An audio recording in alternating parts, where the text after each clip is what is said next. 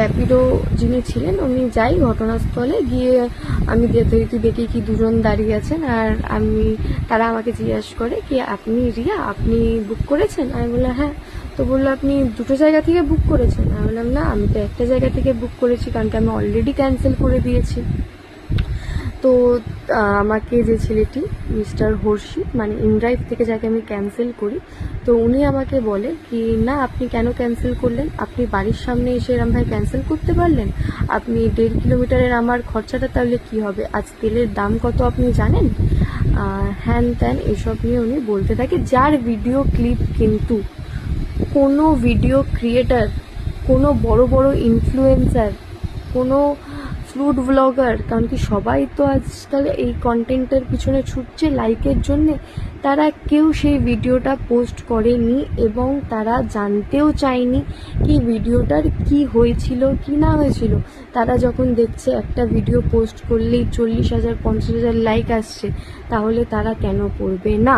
তাদের কোনো দাবি নেই কি তারা সত্যতা যাচাই করা দরকার বা কি না।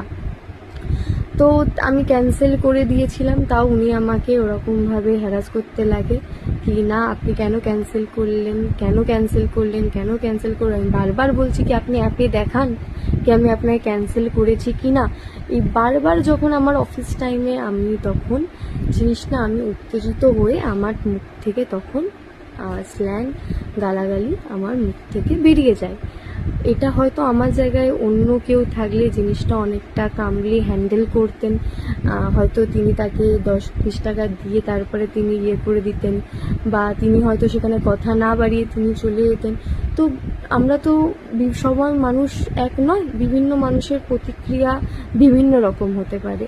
তো আমার প্রতিক্রিয়া ওই টাইমটা ওইটা ছিল, যার জন্যে আমি ক্ষমা চেয়ে নিয়েছি। যেটা আমি ভুল বুঝতে পেরেছি, যেটা আমি পুলিশ স্টেশনে গেছিলাম, গিয়ে আমি সেখানেও ক্ষমা চেয়েছি। আমার বাড়িতে যখন লোক আসে তখনও আমি ক্ষমা চেয়েছি। কিন্তু এরপরে যেটা মেন বিষয়, ছেলেটার সাথে আমার মিউচুয়াল আন্ডারস্ট্যান্ডিং হয়ে যায়।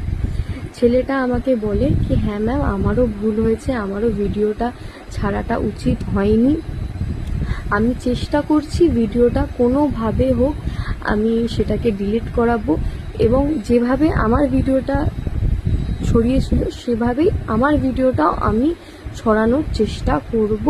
তাই জন্য তিনি একটা সরি ভিডিও বানায়। ততক্ষণে আমাদের মিউচুয়াল আন্ডারস্ট্যান্ডিং হয়ে গেছিলো। এটা হচ্ছে 15ই জুনের ঘটনা, কারণ কি আমরা 14ই জুন পুলিশ স্টেশনে যাই, যেখানে অনেকই ক্রিয়েটার, অনেকই ভিডিও যারা বানিয়েছেন এবং